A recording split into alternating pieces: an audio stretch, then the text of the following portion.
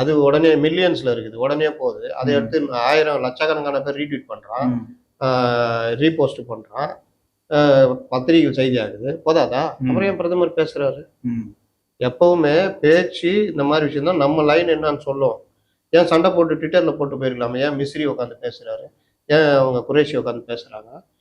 ஒவ்வொரு விஷயத்துக்கும் இன்ட்ராக்ட்ன்றது நீங்க பிசிக்கலா இருக்கிறது தான் மரியாதை. Correct sir. இன்ட்ராக்ஷனையோ அவர் செய்தியாளர் சந்திக்கணுங்கிறதுலயே எனக்குமே மாற்றுக்கிறது இல்ல.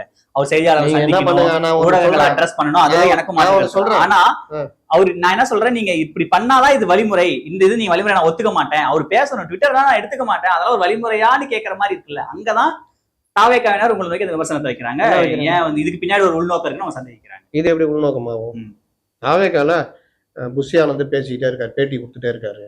ஆதவ் அர்ஜுன் பேட்டி கொடுக்குறாரு, இல்லை இன்னொரு டைமு இவர் ராஜ்மோகன் கொடுக்குறாரு, ஒரு டைம் சிரி கொடுக்குறாரு. நீங்கள் என்னங்க, நீங்கள் விஜய் கொடுத்து தான் ஆகணுன்றீங்க. உங்கள் பேட்டியில் உள்நோக்கம் இருக்குன்னா நான் ஏற்றுக்குவேன்.